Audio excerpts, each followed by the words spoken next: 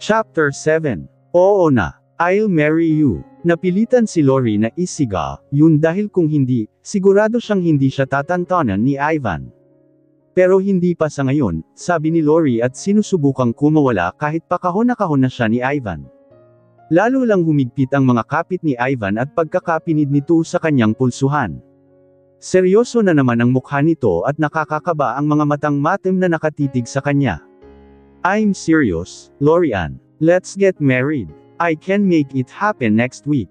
Nanlaki ang mga mata ni Lori at napakuyom ng kamao dahil wala naman na siyang ibang magagawa. Sinakop na siya ni Ivan, masyado itong dominante. Next week. Hindi ba masyadong mabilis? Bakit ba bigla ka na lang nagmamadali? I'm giving you enough time pa nga eh. Remember, Uncle Rodel and Aunt Liz. Nag-mall lang tayo, pagbalik natin kinasal na agad sila. If Uncle Rodel can do that, kaya kung higaitan, yun. I have a lot of connections here. I'm more powerful. Ibang-iba na pala talaga si Ivan. Ngayon lubos na naramdaman ni Lori kung gaano kalayo ang estado nila sa buhay. Ang isang makapangyarihang hasyendero gaya ni Ivan ay mahumaling sa isang hamak na kusinira na gaya niya, ano pa bang inaalala niya? Mahal na mahal niya si Ivan at ramdam niyang masigit ang pag-ibig nito sa kanya, isang malaking katangahan kung papakawalan niya ito. Ang balat nilang magkadikit, unti-unti nang damadarang kay Lori. Nakakaramdam na rin siya ng init. At sino bang hindi? Kung ang nakatambad sa iyong harapan ay gaya ni Ivan, ang matipuno nitong pangangatawan na sumasakop sa iyong buong pagkatao. Ang mga mata nitong masiyahin, ngayon ay seryosong nakatitig, nakakapanghina ng buong kaluluwa. Hindi ko alam kung bakit bigla kang nagmamadali. Magtitiwala na lang ako sa iyo. Hindi ko alam kung bakit ako. Mababaliw ako, Ivan, kung di ka mapupunta sa akin, sabi ni Lori habang nakatingin sa mga labi ng binata ng buong pagnanasa. Gusto niya itong muling dumampi sa kanyang mga labi, kagat-kagatin. Sa pagpangge ng mga mata ni Lori, at ang sensual nitong pagkagat sa ibabang labi, nabasa na agad ni Ivan ang ibig nitong sabihin. Hindi na siya nag-atubili pang halikan ng mga labi ni Laurel. It was so sensual and enticing. Malaya na niyang nahahalikan si Lori, hindi na ito pumapalag at nakikipagsabayan na sa kanyang mga halik. Pinakawalan na niya ang pulsuhan ni Lori kaya sinukbit na nito ang mga bisig sa kanyang batok. Lalo siyang nag-init kaya lalong lumalim ang kanilang halikan. Hindi na makatiis si Ivan, huminto siya saglit para tanggalin ang kanyang sinturon. Ngunit pinigilan ni Lori ng kamay nito ang kanyang mga kamay. Ivan, I save natin, sa honeymoon natin. Malapit naman na tayong ikasal. Ibibigay ko naman sa iyo ang sarili ko ng buong buo, pakiusap ni Lori. Muling dumagan si Ivan sa ibabaw ni Lori at yamakap ng mahigpit. Ramdam ni Lori ang init at pagpipigil ni Ivan ng lamapat ulit ang kanilang mga balat. Lorian, binabaliw mo ko. Kung hindi lang talaga kita mahal. I could break your virginity right now. But I love you so much that I can walk. I can endure all this pain and langang. I love you too much, Lorian, bulong ni Ivan at binasa ng mga luha niya ang pisngi ni Lori. Mahal na mahal din kita, Ivan. Na kahit na hindi kita maunawaan bakit ka nagkakaganyan pikit mata kitang susundin at pagtitiwalaan. Salamat, Lori. Walang pagsisisi na ikaw lang ang mahal ko, sagot ni Ivan habang yakap pa rin ang babaeng buong buhay 1/3 niya, ito lang ang kanyang minahal. Kinabukasan, inaasikaso na ni Ivan ang lahat ng kinakailangan sa mabilisan nilang kasal ni Lori.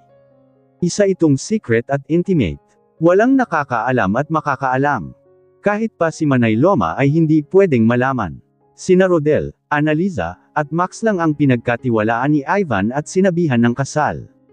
Si Annaliza at Rodel ang tatayong witnesses sa kasal nila. Bakit hindi mo ipaalam sa nanay ko? Ang inay ko na lang ang natitirang pamilya ko na kilala ko, saka si Fellas. Napayuko na lang si Lori nang maalala ang kambal na bigla na lang dumating sa buhay nila at naging karibal niya sa lahat ng bagay, lalo na sa puso ni Ivan. That's it. Si Fellas. Siya ang dahilan kung bakit pati sa inay mo ay kailangan natin ilihim na ikakasal tayo. Siguradong malalaman ni Fellas, sagot ni Ivan habang naroon sila ni Lori sa kanyang opisina. Siya ang punong abala sa kasal nila. Kaya nga, ano bang dahilan mo kasi? Bakit ka nagmamadol at naglilihim? Ano bang ginawa ni Fela sa'yo? Tapatin mo nga ako. Nagtaas na ang boses ni Lori dala ng kanyang frustration. Agad siyang niyapos ni Ivan sa tinakpan ang kanyang bibig at bamulong. Lower your voice. Wala tayong dapat pagkatiwalaan. Kung meron man, si Uncle Rodel lang because he's a good man. He genuinely cares about us. Siya ang kanang kamay ko. I swear, sasabihin ko rin ang lahat sa'yo in the right time. Sa ngayon, pagtitiwala at pagmamahal mo lang ang hinihingi ko, mahabang tura ni Ivan pagkatapos ay humalik sa noo ni Lori habang yakap niya ito ng mahigpit. Isang mahigpit na yakap din ang tugon ni Lori. Sino bang babae ang hindi mapapasunod sa ganitong kadominanteng lalaki? Paano ko mapapapirma si inay sa parental consent kung hindi ko sasabihin sa kanya na ikakasal tayo? Tanong ni Lori habang nakatingala at pinagmamasdan ang gwapong mukha ng soon-to-be husband niya. Sabihin mo na lang na kailangan ng pirma niya sa subject natin. Itaon mo habang busy si inay, doon ka magpapirma. Hindi niya nababasahin yun. Napabuntong hininga na lang si Lori. Nakakalungkot na ang pinaka-importanteng pangyayari sa buhay niya ay hindi kasama ang pinaka-importanteng tao sa buhay niya. Napasandig na lang ang ulo niya sa dibdib ni Ivan at hindi mapigil ang lumuha. Bakit ba kasi kailangan ilihim? Nakakalungkot na hindi man lang makapili ng pangarap kong wedding gown. Kaya nga ako nagsisikap, nagtatyaga para matupad ko mga pangarap ko. Gusto ko lumakad papuntang altar na may mahabang belo at trage de boda pinapangako ko, matutupad, yan. Ikaw ang pinakamagandang prinsesa na magiging reyna ng Santa Fe, anang buong Central Luzon. Pero sa ngayon, hinimas-himas ni Ivan ang buhok ni Lori sa kahinalikan sa noo, tanda ng pangako nito. Masakit din para sa kanya na hindi niya maibigay sa ngayon ang pinapangarap na kasal ni Lori na kung tutuusin, sa yaman niya ay kaya niyang tuparin. Sadyang may mga bagay lang talaga na hindi sumasang-ayon sa plano at gusto niya sa buhay dahil sa mga taong nababalot ng kasamaan ang puso at isipan.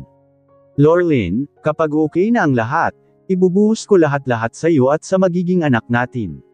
Tiwala at pagmamahal mo lang ang hinihingi ko. Panipik. Ilang araw lang ang lumipas at handa na ang lahat para sa kasal nila Lori at Ivan.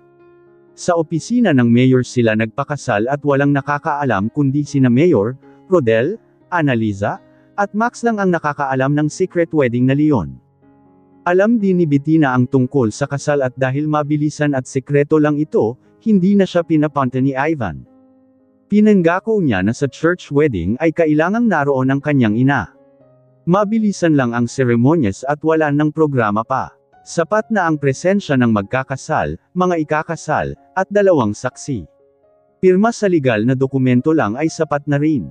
Isang oras lang ang tinagal ng kasal at wala talagang kaalam-alam ang buong munisipyo at Hacienda Montero na ikinasal na ang pinakamakapangyarihang tao sa lugar na, yun. Umuwi sila ng parang walang nangyari ngunit iba ang ngiti ng bagong kasal nang magkahawak kamay silang humarap kay Manay Lorna. Ang ganda ng anak ko ngayon sa kaubod ng gwapo mo ngayon Senyorito Ivan, anong meron? Tanong ni Manay Lorna na wala talagang kaalam-alam na ikinasal na ang anak niya. Ivan na lang po itawag niyo sa akin Ma'am Manay, nahihiyang sabi ni Ivan sa kanyang bainan. Napakibit balikat si Manay, ramdam niyang may kakaiba sa dalawang kaharap niya ngayon. Inay ano po kasi, anniversary namin ngayon. Kaya nag-date kami. Pagsisinungaling ni Lori, kailangan kasi nilang itago ang katotohanan. Matapos silang batiin ni Lorna ay nagpaalam na sila na mauuna na sa kwarto ni Ivan at may school project pa silang gagawin. Napataas lang ng kilay si Loma dahil school project lang ba talaga ang kanilang gagawin. Hay nako, pa ang inyong lalakoan, pinagdaanan na rin namin iyan ni Martang. O siya, bahala kayo sa buhay niyo at marami pa akong tatapusin, sabi ni Lorna at pina-alls na sila sa kusina. Napangiti hanggang langit ang dalawa nang kinunsinti na sila ni Manay Loma. Pilit nilang tinago ang excitement. Simula hagdan hanggang sa marating nila ang kwarto ni Ivan, buhat-buhat si Lori. Halo-halong emosyon na ang kanilang nararamdaman dahil ito na ang sandali na may basbas na ang kanilang pagnig. Hinagana ni Ivan si Lori sa malambot at malawak niyang kama. Napakatahimik ng paligid dahil magtatakip silim na. Tanging tibok ng mga puso lamang nila ang maririnig handa ka na ba, asawa ko? Tanging ngiti at tangulang ang tugon ni Lori sa tanong ng napakagwapong asawa na si Ivan. Handa ka na ba, asawa ko? Kapwa ngiti ang namumutawi sa labi ng dalawang bagong kasal. Salamat sa pag-intindi at tiwala mo sakin, baby. Hindi ganito ang honeymoon na pinapangarap ko para sa atin. Gusto ko sana sa Japan, sa ilalim ng sakura tree o sa Paris, kung saan matatanaw ang Eiffel Tower o kaya sa Iceland, habang pinagmamasdan ang Aurora Borealis. Sorry if we ended up like this. Hinawakan ni Lori ang pisngi ni Ivan at ngumiti ng ubod tamis. Wala na, kung mahihiling bay. Masyado na, kung pinagpala na ako ang pinili mo, sa dami ng babaeng nagkakandara pa sa'yo. Bonus na lang, yang mga sinasabi mo. Hinawakan naman ni Ivan ang kamay ni Lori na nakalapat sa kanyang pisngi at pinisil-pisil ito. Napapikit pa siya at gusto ng maluha. No, I'm more blessed to have you. Mas higit si Max kaysa sakin. Mas matinding pag-iwas siguro ang ginawa mo habang wala ako. Yes, somehow, pero mas higit kasi ang love ko kaya nakayanan ko magtiis. Kahit ilang Max pa, yan, ikaw at ikaw lang ang gusto at pipiliin ko Ivan. I love you, baby, sambit ni Ivan na walang boses. Read my lips ang nais niyang ipahiwatig kay Lori at ganun din ang tugon nito sa kanya. I love you too. Pinulupot na ni Lori ang kanyang mga kamay sa batok ni Ivan para sabihing handa na siya. Hinagilap ni Ivan ang zipper sa likod ng damit ni Lori. Dahan-dahan niya itong ibinaba. Kahit pala gaano siya kasabik at kahayop kay Lori, nangingibabaw pa rin ang kaba dahil first time niya rin itong gagawin. Namumuuna ang pawis niya sa noo at nanginginig na ang kanyang mga daliri. Ayaw niya ipahalata kay Lori na kinakabahan din siya. Unti-unti niya nang binababa ang puting damit pangkasal ng napakaganda niyang asawa hanggang sa panloob na lang ang natira. Habang ginagawa niya, yun ay nakapikit si Lori at napatakip ng mukha ng dalawa niyang palad. Nakita na kitang nakahubad, nahihiya ka pa rin. Tanong ni Ivan na may halong pang-asar dahil natutuwa siya sa reaksyon ng asawa. Pulang-pula ang buong mukha nito at pilit na isinasara ang mga hita na hindi naman nito magawa dahil nakaharang siya sa pagitan ng mga ito. Lalo pa tuloy niyang ibinuka ang mga hita ni Lori. Inuna pang hatakin pa ibaba ang puti nitong pang ibaba. As much as I want to stare at your gorgeous lingiri, masyado na akong na-excite makita, yang pinakatago-tago mo. By the way, it fits you well. Ang sexy ng misis ko, sabi ni Ivan. Pering-puri niya ang napakagandang hubog ng katawan ng kanyang asawa na para sa kanya ay perpekto talaga. Nag-abala pa ito na bumili at gumastos ng mamahaling lingiri para paghandaan ang kanilang honeymoon. Nakalimutan niyang haburin ang bra ni Lori dahil nahaharangan ito ng mga bisig nito. Kaya tinanggal niya ang mga kamay ni Lori na nagtatakip ng mukha dahil sa hiya. Parang kamatis ang buong mukha nito sa pamumula kahit na isa itong morena.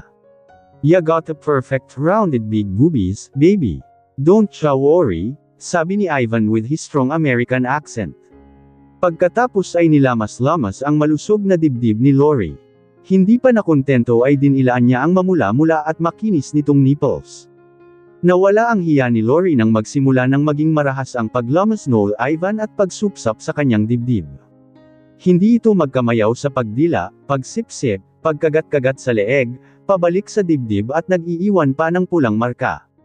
Nakapikit lang siya habang abala si Ivan sa paggawa noon sa kanya, dinadama ang bawat halik at lamas nito. Hindi niya maiwasan na hamalingging. Do you like it? Ha, baby? Tanong ni Ivan na pumupungay ang mga mata na para bang nang-aakit. Napatango na lang si Lori habang hindi matigil ang pisngi sa pamumula. Nahihiya siyang aminin na nasasarapan siya sa ginagawa sa kanya. Ang mga labi tuloy ni Lori ang pinagdiskitahan ni Ivan at walang habas itong hinalikan. Nag-iinit na si Ivan kaya habang hinahalikan niya si Lori ay hinuhubad niya na rin ang kanyang damit. Lahat ay hinubad niya at walang itinira. Lalong tumindi ang kanilang halikan, hindi nga kumala si Ivan sa paghalik. Nagmamadali siyang maangkin si Lori. Hindi nito namalaya na kapwa na sila walang saplot. Naramdaman na lang ni Lori ang matigas at mataba na kahabaan ni Ivan na tumutusok sa kanyang puson. Napakala si Lori sa kanilang halikan nang ibinuko ni Ivan ang mga hita niya ng maigi. Napabangon ng bahagya si Ivan para ayusin ang posisyon nila. Tumambad kay Lori ang kahuberan niya at nanlaki ang mga mata nito nang makita ang tinatago niyang alaga. Oh come on, baby. Don't tell me, ngayon ka lang nakakita nito. Walang maisagot si Lori, nabigla pa siya sa kanyang nakita. Kay Max, di mo nakita. Biglang naalala ni Lori ang alaga ni Max noong nahuli niya itong nagsasarili. Malaki rin iyon at mahaba pero parang mas mataba ang kay Ivan at namumula-mula pa dahil maputi ito. American size bulong ni Lori na tulala pa rin. Natawa na lang si Ivan at napangiti. Sorry, baby. I won't mention Max anymore. Wala pa ring imek si Lori. Hindi niya masyadong pinansin kung anong sinabi ni Ivan. Nakatuon pa rin ang atensyon niya sa above average size ng kanyang asawa. Babe, ipapasok mo ba lahat yan sakin? Kinakabahang tanong ni Lori at natawa na lang lalo si Ivan. Of course. Kawawa naman si Junjun ko kung ulo lang niya papapasukin mo no, I mean, kasya ba, yan. Daliri ko pa nga lang masakit na, napatili si Lori nang hinablot ni Ivan ang kamay niya at ipinahawak ang naghuhumindig nitong alaga. Oh goodness Lori, baby nga lumalabas dyan, 2 o 3 baby pa nga. Napaisip si Lori, oo nga pala. Pero parang ang sakit. Napaigtad si Lori nang ipinasok ni Ivan ang daliri nito sa bakana niya. Nabitiwan niya tuloy ang matigas ng alaga nito. Pumwesto si Ivan sa itaas ni Lori at ipinasubo ang kanyang alaga. Lick it, baby? Pakiusap ni Ivan. Nahihiyaman si Lori ay sinunod niya ang asawa. Iginiya naman siya nito kung ano ang gagawin kaya kapwa nila in-enjoy ang kanilang foreplay. Natirek na ang kanyang mga mata dahil sa mabilis na tutunan ni Lori ang pagsubo. Pinigilan na niya ang bibig ni Lori dahil lalabasan na siya kung ipagpapatuloy nito ang ginagawa. Tigas na siya kaya siya naman ang kikilos. Pumwesto na siya sa pagitan ng mga hita ni Lori at ibinuka itong maigi. Napaiwas ng tingin si Lori sa sobrang hiya niya. Nag-abala pa siyang mag-ahit ng kanyang hiyas dahil inaasahan naman niya ito at halos maubos niya na ang feminine wash sa kakahugas niya. Hindi man siya maputi pero maipagmamalaki niya na isa siyang birhen at si Ivan lang ang lalaking nakakita ng kanyang pinakaiingatang pagkababae. Isang malaking insecurity sa kanya dati ang kulay ng kanyang balat ngunit dahil kay Ivan, nagkaroon siya ng kumpiyansa sa sarili na kahit paibukan niya ang kanyang mga hita ay wala siyang pagsisisi. Sinakop ito ni Ivan at hinalikan na nagpasidhi pa sa kanyang nararamdamang sensasyon. Nanlaki ng sobra ang mga mata niya at napakapit siya ng mahigpit sa braso ni Ivan. Gusto sana niyang sumigaw nang bigla na lang itinutok ni Ivan ang sandata nito at ipinasok sa kanyang madulas ng butas. Nangilid ang kanyang luha dahil sa sakit. Mabuti at naiibsan ito ng halik ni Ivan at mahigpit na kapit niya sa braso nito na halos mas ugat na sa pagdiin ng kanyang kuko. Napaangat ng puweten si Lori at halos maubusan siya ng hininga ng umulos si Ivan ng napakalakas upang ipasok ang kabuuan ng kanyang kahabaan. Kumalas na siya sa kanilang halikan upang bumwelo. Pinagpatuloy niya ang pagbayo ng madiin at malalim, pabilis ng pabilis at nagsimula ng umungol ng malakas si Lori, masakit. Napatakip ng bibig si Lori dahil baka marinig ang ungol niya. Kinabig ni Ivan si Lori pailalim. Ngayon ay nasa ibabaw na ito at bitin na bitin dahil lalabasan na sana nang bigla naman siyang pinwesto sa ibabaw. Huwag mo, kung bubuntisin Ivan, ungol ni Lori habang sarap na sarap sa pagtaas-baba sa tayong-tayong kahabaan ni Ivan. I love you, my Lori Ann. Thank you for coming into my life.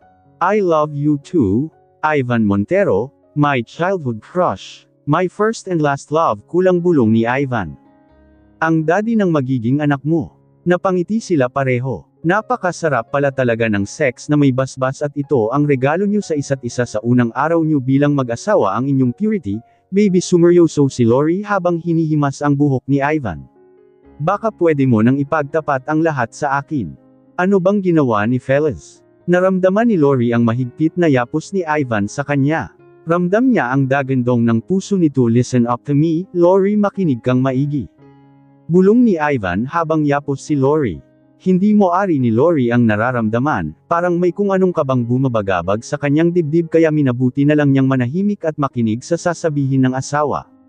Your twin is a witch, Lori. Fellas is pure evil. Silang dalawa ni Aunt Gloria. Their hearts are filled with envy and jealousy. Lahat gagawin nila makuha lang ang gusto nila, malumanay na sabi ni Ivan. Ngunit ramdam ni Lori ang lungkot sa tinig niya. Kahit na nababalutan ng puot ang puso niya ay pinili na lang niyang maging kalmado. Kumalas na sa pagkakayakap si Ivan at tumihaya ng higa sa tabi ni Lori at tumitig sa kisame. Inuna ni Lori ang braso niya, sumiksik sa kanyang kilikili at yamakap. Baby, bakit nga? Ganon ba talaga kalala ginawa nila? Tanong ni Lori. Marami pa sana siyang gustong tanungin ngunit hinayaan na lang niya si Ivan na magkusang magsalaysay. Baby, hindi man halata but I am suffering from this mental illness. Nangingilid ang luha ni Ivan kaya napabalikwas si Lori at napatingin ng maigi sa mga mata niya.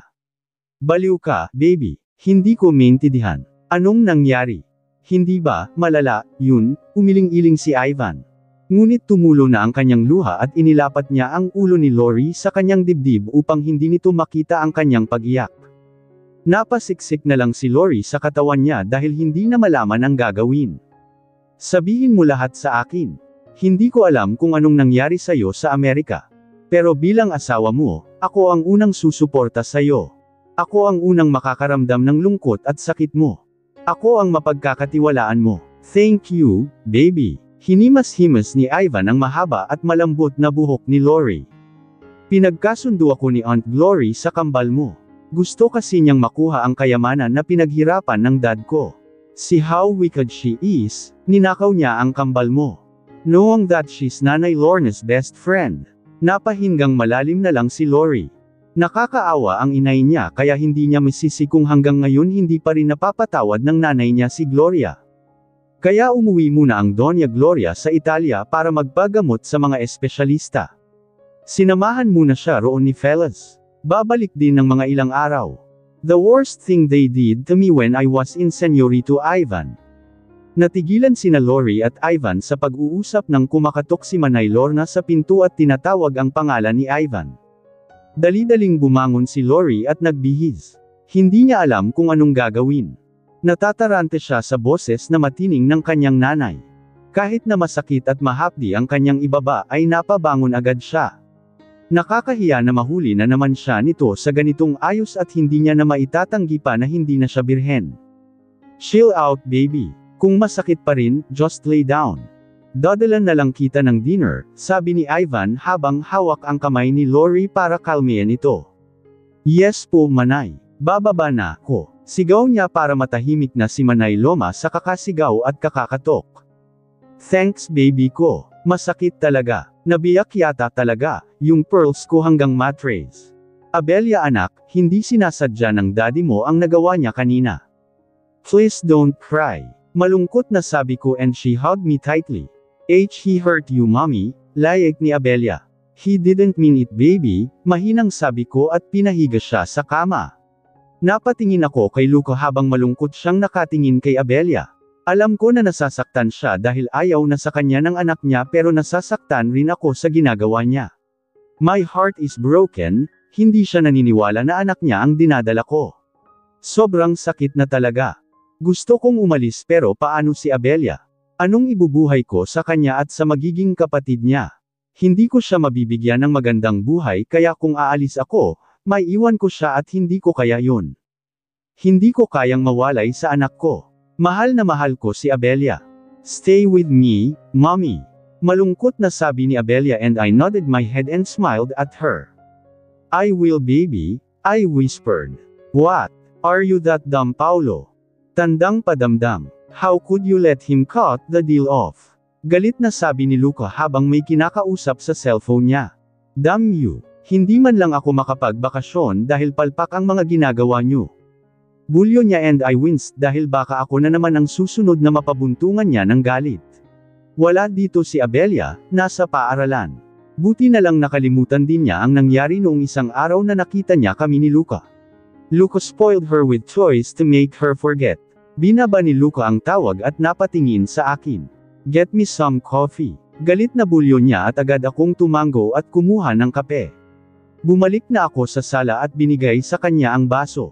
Kanya ang baso. He glanced at my stomach na ngayoy klarong-klaro na ang laki nito. Napahawak siya sa ulo niya. Alis, naiinis na sabi niya at agad akong umalis sa harap niya. Sinabi sa akin ni Luca na kapag nanganak na ako, agad niya itong ipapa-DNA test. Sobrang sakit na kailangan niya pa itong gawin dahil hindi siya naniniwala sa akin pero pumayag ako dahil gusto kong malaman niya na siya ang ama ng magiging anak namin. Luca, kailangan ko nga palang mag-prenatal sa hospital, baka pwedeng samahan mo ako? Kinakabahan na tanong ko sa kanya. Are you serious? Hindi ko pa nga alam kung anak ko ba talaga ang nasa tiyan mo. Galit na sigaw niya at napaluha naman ako at agad na tumango, sige, ako na lang, Luca. Malungkot na sabi ko sa kanya. Nakauwi na ako galing sa prenatal ko, may mga vitamins na pinabili ng doktor sa akin at binili ko ang mga ito gamit ang pera ko. Yung 1,000,000 na naipon ko noon, yun ang unti-unti kong kinukunan.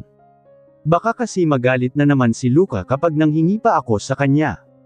Napangiti ako habang hinahaplos ang aking tiyan. Gusto ko nang makita ang anak ko. Hindi ko pa alam kung lalaki ba o babae ang magiging anak namin ni Luca pero sana naman lalaki, gaya ng gusto niya. Tahimik ang bahay pag-uwi ko at nakita ko si Luca at Abelia na nanunood ng TV. Napalingon si Abelia sa akin at napangiti ito. Mommy. Masaya na sabi niya at hinalikan ang tiyan ko. How's my baby brother or sister? Tanong niya. Good baby, sabi ko sa kanya at napangiti naman ako. Tahimik lang si Luca habang nanunood at hindi ako pinansin. Hindi ako makakauwi ngayong gabi. Sabi ni Luca and my heart ached. Ganito na lang palagi. Minsan na lang siyang umuwi sa bahay. Yes, nandito siya kapag hapon dahil hinahatid niya dito si Abelia pero aalis din siya at hindi ko alam kung saan siya pumupunta. Ang sabi niya lang sa akin na marami siyang aasikasuhin sa kumpanya pero hindi ako naniniwala. May kutob ako na hindi lang yan ang ginagawa niya. Okay, mahinang sabi ko and smiled at him. Mag-ingat ka, Luca. Mahinang sabi ko kahit durog na ereg puso ko. Hindi siya sumagot at tuluyan nang umalis. Ilang araw ang lumipas at sobrang insecure ko na sa sarili ko. Hindi ko na nakakayanang tingnan ang sarili ko sa salamin dahil sa sinabi sa akin ni Luca. Umupo ako sa sofa habang nakatulala. Hinaplos ko ang tiyan ko, kung susuot ako ng fit na damit, malalaman na talaga ni Luca na buntis ako kaya ako sumusuot ng mga oversized shirt. Luca, bulong ko at niyakap siya habang siya ay humihiga. Ano ba, naiinis na sabi niya at agad na inalis ang mga yakap ko sa kanya. My heart ached at tinignan ko siya. Luca, bakit ang trato mo sa akin ay parang hindi mo na ako asawa? Malungkot na tanong ko. I just want the old Luca back pero mukhang sobrang labo na. Ginagawa ko na lahat para mahalin niya ako ulit. Hindi pa rin sapat ang mga ginagawa ko at pagod na ako. You should have thought about it before sleeping with my father. He said bitterly at tinulak ako palayo. Sabi mo sa akin papatawarin mo ako, Luca. I said painfully and he shook his head. I can't forgive you, Lena. I will never forgive you. Galit na bulyo niya at napalyak na lang ako dahil sa sinabi niya. Anong gagawin ko Luca para mapatawad mo ako? I begged him at umupo naman siya at masama akong tinignan. Live, sabi niya and I shook my head at hinawakan ang kamay niya. Buntis ako Luca. I whispered painfully and his eyes widened habang napatingin sa akin. Gulat na gulat ito at pinoproseso ang sinabi ko sa kanya. You're lying. Galit na sabi niya at agad kong hinawakan ang kamay niya at pinatong sa malaki kong tiyan. Hindi ko alam kung bakit nabigyan ako ng lakas na sabihin sa kanya na buntis ako. Siguro dahil ayaw kong masira ang pamilya namin at gusto kong mabuo ito ulit. Takot ako na baka ipagtaboy ako ni Luca. Who's the father? He asked at napaiyak naman ako. Luca, ikaw ang ama, ano ba ang sinasabi mo? I cried and he shook his head. You with my father. Galit na bulyo niya. Luca, maniwala ka sa akin, walang nangyari sa amin ng ama mo. Layek ko at hinawakan niya ng mahigpit ang pangako which made me wince in pain. At nagsisinungaling ka pa ngayon. Paano ako maniniwala na sa akin ang bata na dinadala mo Lena? Tandang padamdam panipik. Galit na sigaw niya and I heard cries outside our room at nagulat ako nang makita ko si Abelia na yakap ang teddy bear niya habang umiiyak na nakatingin sa amin. Agad akong binitawan ni Luca at lalapit sana kay Abelia but she ran away. I hate you daddy. You hurt my mommy. Layek niya at sumikip ang dibdib ko at sinundan sila. Abelia, please let me explain. Pagmamakaawa ni Luca. Don't touch me daddy. I hate you. Sigaw niya habang umiiyak. Lumapit ako kay Abelia at niyakap siya. Hinaplos ko ang pisngi niya and wiped her tears away. Abelia anak, hindi sinasadya ng daddy mo ang nagawa niya kanina. Please don't cry. Malungkot na sabi ko and she hugged me tightly. He hurt you mommy, layek ni Abelia. He didn't mean it baby, mahinang sabi ko at pinahiga siya sa kama. Napatingin ako kay Luca habang malungkot siyang nakatingin kay Abelia. Alam ko na nasasaktan siya dahil ayaw na sa kanya ng anak niya pero nasasaktan rin ako sa ginagawa niya. My heart is broken, hindi siya naniniwala na anak niya ang dinadala ko. Sobrang sakit na talaga. Gusto kong umalis pero paano si Abelia? Anong ibubuhay ko sa kanya at sa magiging kapatid niya? Hindi ko siya mabibigyan ng magandang buhay kaya kung aalis ako, maiiwan ko siya at hindi ko kaya yun. Hindi ko kayang mawalay sa anak ko. Mahal na mahal ko si Abelia. Stay with me, mommy. Malungkot na sabi ni Abelia and I nodded my head and smiled at her. I will baby, I whispered. What? Are you that dumb Paulo? How could you let him cut the deal off? Galit na sabi ni Luca habang may kinakausap sa cellphone niya. Damn you. Hindi man lang ako makapagbakasyon dahil palpak ang mga ginagawa ni Yol.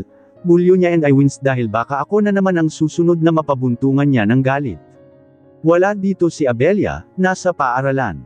Buti na lang nakalimutan din niya ang nangyari noong isang araw na nakita niya kami ni Luca. Luca spoiled her with toys to make her forget. Binaba ni Luca ang tawag at napatingin sa akin. Get me some coffee. Galit na bulyo niya at agad akong tumango at kumuha ng kape. Bumalik na ako sa sala at binigay sa kanya ang baso. He glanced at my stomach na ngayoy klarong-klaro na ang laki nito. Napahawak siya sa ulo niya. Alis, naiinis na sabi niya at agad akong umalis sa harap niya. Sinabi sa akin ni Luca na kapag nanganak na ako, agad niya itong ipapa-DNA test. Sobrang sakit na kailangan niya pa itong gawin dahil hindi siya naniniwala sa akin pero pumayag ako dahil gusto kong malaman niya na siya ang ama ng magiging anak namin. Luca, kailangan ko nga palang mag-prenatal sa hospital, baka pwedeng samahan mo ako. Kinakabahan na tanong ko sa kanya. Are you serious? Hindi ko pa nga alam kung anak ko ba talaga ang nasa tiyan mo. Galit na sigaw niya at napaluha naman ako at agad na tumango. Sige. Ako na lang, Luca. Malungkot na sabi ko sa kanya. Nakauwi na ako galing sa prenatal ko, may mga vitamins na pinabili ng doktor sa akin at binili ko ang mga ito gamit ang pera ko.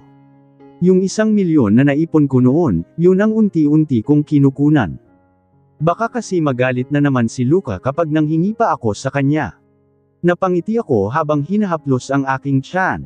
Gusto ko nang makita ang anak ko. Hindi ko pa alam kung lalaki ba o babae ang magiging anak namin ni Luca pero sana naman lalaki, gaya ng gusto niya. Tahimik ang bahay pag-uwi ko at nakita ko si Luca at Abelia na nanunood ng TV. Napalingon si Abelia sa akin at napangiti ito. Mommy, masaya na sabi niya at hinalikan ang tiyan ko. How's my baby brother or sister? Tanong niya. Good baby, sabi ko sa kanya at napangiti naman ako. Tahimik lang si Luca habang nanunood at hindi ako pinansin. Agad na binuhat ni Ivan si Lori para dalhin sa ospital matapos na duguin ito. Si Felix pala ang nakaaway nito sa court kanina kaya nangyari ang aksidente. Dumadagandong ang kaba sa dibdib ni Ivan. Buntis pala si Lori. Hindi ganito ang inaasahan niyang paraan na malalaman niya na magiging ama na siya. Nanganganib pa ang baby nila ni Lori. Kaya lahat ng emosyon pagkabigla, pagkasabik, pagkalungkot, pag-aalala, at galit ay sabay-sabay niyang nararamdaman. Hindi siya mapakali habang binabantayan si Lori sa ospital. Napahingang maluwag si Ivan nang kinausap siya ng doktor at ibinalitang ligtas na sa panganib ang mag-ina niya. Mabuti at mahigpit ang kapit ng baby, ganoon pa man, binigyan pa rin ng gamot pampakapit si Lori at binilin kay Ivan na kailangan ng matinding pag-iingat lalo pat kritikal ang first trimester ng pagbubuntis. Iminungkahi ng doktor na mag-bed rest si Lori para makapagpahinga. Iwasan ang mabibigat na gawain at lumayo sa mga bagay na makakapagbigay ng stress. Sa dami ng ibinili ng doktor, napagpayahan ni Ivan na ihinto muna si Lori sa pag-aaral. Sasabihin niya na lang ito kapag gumising na si Lori. Mahimbing pa yata kasi ang tulog nito. Hindi alam ni Ivan na kanina pagising si Lori at tahimik lang na nagpapahinga, groggy pa kasi sa nangyari at sa ibinigay na gamot. Pagkaalis ng doktor, ang siya namang pagdating ni Fellas. "Oh wow, I applaud the guts you have after what you did to my wife. Unfortunately which happened to be your twin," sabi ni Ivan in between of his gritted teeth. Nagpipigil ng galit. Presensya pa lang ni Fellas ay naalibadbara na siya, lalo't higit pa ang ginawa nito kay Lori. "What did I do? She deserves it. Karma is a bitch, sweetheart." Ganyan ang nangyayari sa mga mang-aagaw ng asawa, sagot ni Fellas. Kumukulo rin ang kanyang dugo sa galit nang malamang buntis si Lori. Pero nasa loob ang kanyang kulo at hindi barubal kaya pa-impul siya kung manaira. Nanlaki ang mga mata ni Lori na tahimik lang na nakikinig. Pilit niyang pinigilan ang sarili sa pag-iingay para may impormasyon pa siyang makalap dahil masyadong may sekreto si Ivan. Ito na ang pagkakataon na malalaman na rin niya ang katotohanan na sekretong tinatago nito, kung ano ba talaga ang namamagitan sa kanila ni Fellas. At tama ba ang narinig niya mang-aagaw daw ng asawa? Siya ba ang tinutukoy nito? Baka nabingihan niya lang o dili kaya'y epekto ng gamot kaya kung ano-ano na lang ang kanyang naririnig. "Shut up, Fellas. Marinig ka ng asawa ko," mahigpit na kapit ni Ivan sa braso ni Fellas dahil nagpipigil siya ng galit. At baka magising si Lori. Iniiwasan niyang ma-stress ito at baka mapaano na naman ang anak nila. Kaya hanggat maari ay pipigilan niya ang sarili at hahaban pa ang PC kahit napikan na siya sa babaeng kaharap.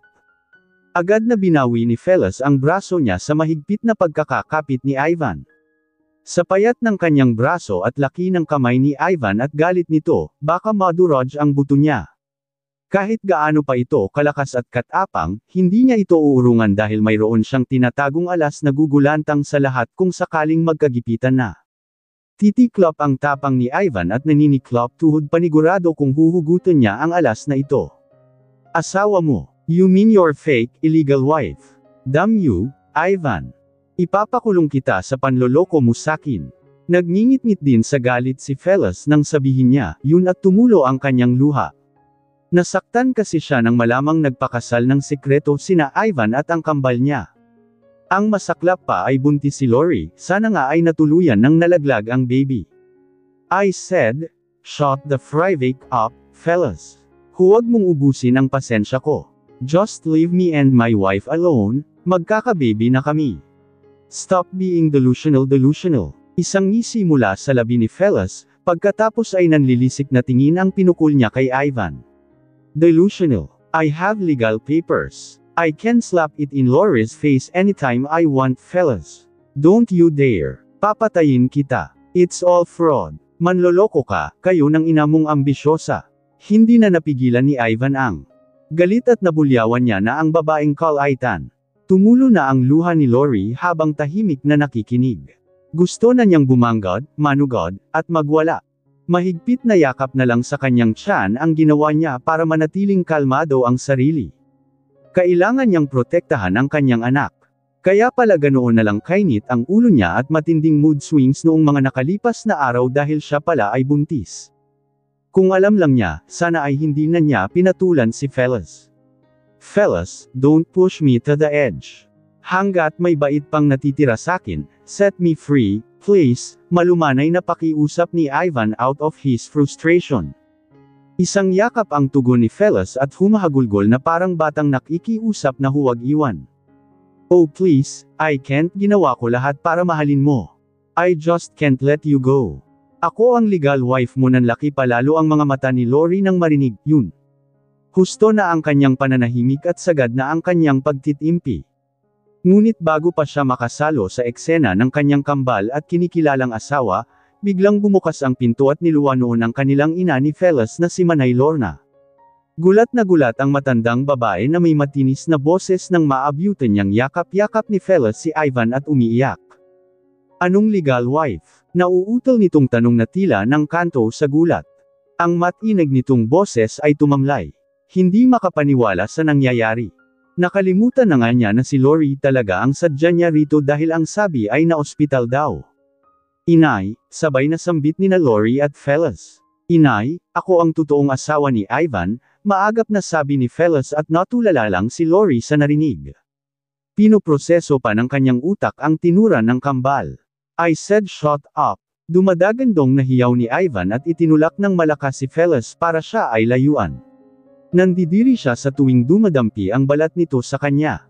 Anong totoong asawa? Bakit? Sino ba ang peke? Natunton ng paningin ni Loma ang higaan ni Lori. Nakaupo ito at gaya niya ay tulala lang at hindi makapaniwala sa kaganapan.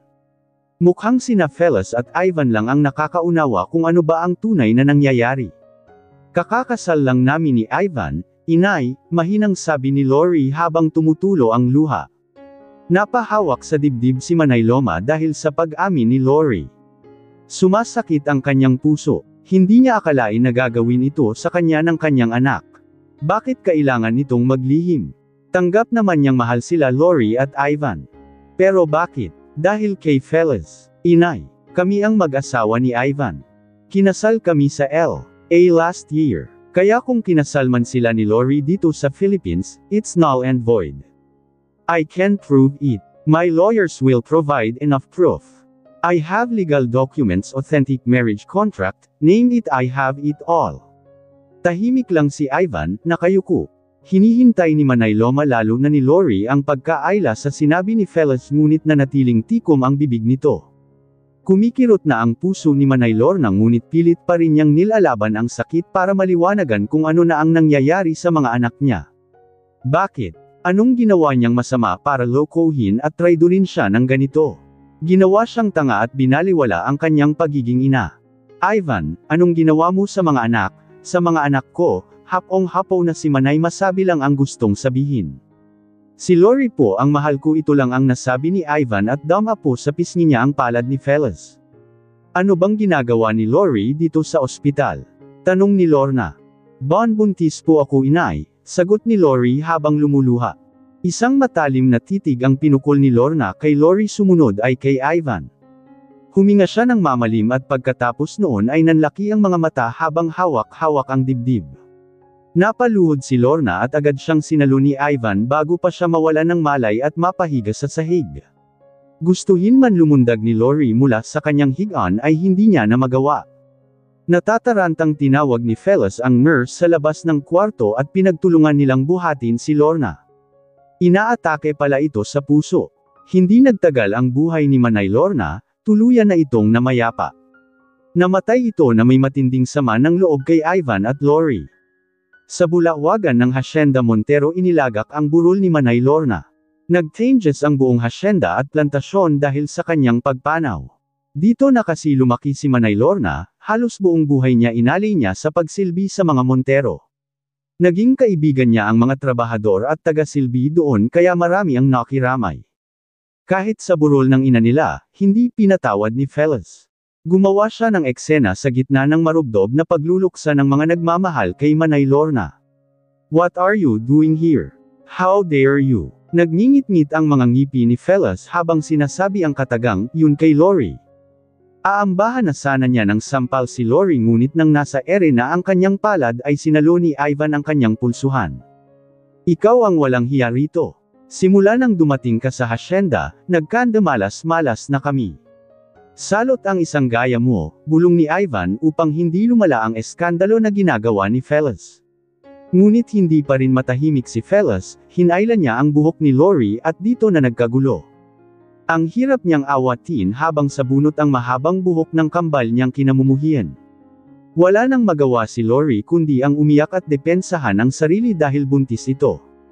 Inagaw mo lahat saking malandi ka. You're selfish. Sana ikaw na lang ang nawala kaysa kay Inay. Hindi mo man lang ako pinaranas magkaroon ng biological mom.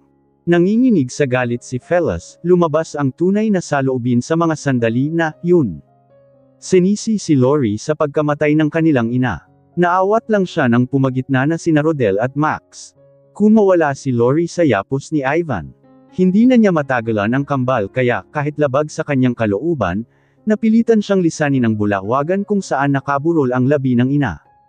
Dali-dali siyang umalis at pumunta sa Calachuchi na palaging tambayan nila ni Ivan noong mga bata pa sila.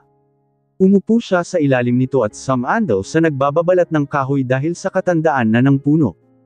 Dito niya binuhos ang sakit, ang pighati, ang mga pagsisisi.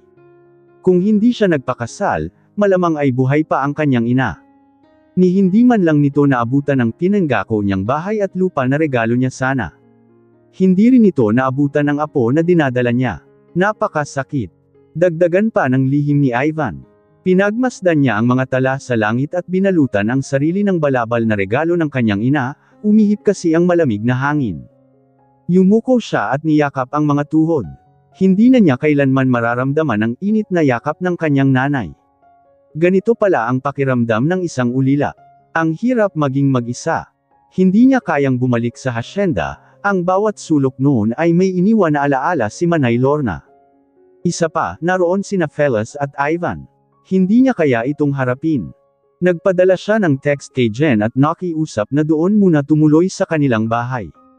Pumayag naman si Jen at kahit pa nga ilang araw pa siyang manatili roon ay ayos lang.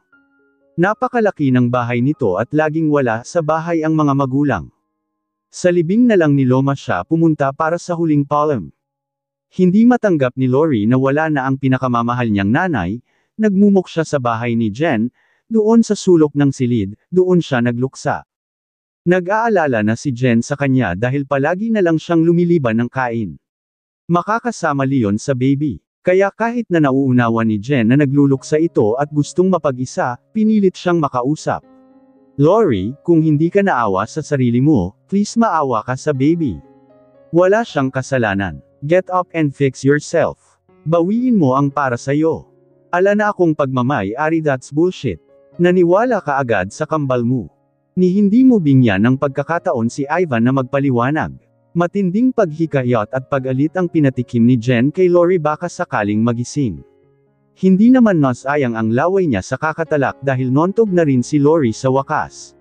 Inayos ang sarili at handa nang harapin sina Fellas at Ivan. Ngunit pagdating niya sa kwarto nila ni Ivan hindi niya nagustuhan ang kanyang nakita. Isang malaking pagkakamali yata ang ginawa niyang pagbalik sa hasyenda.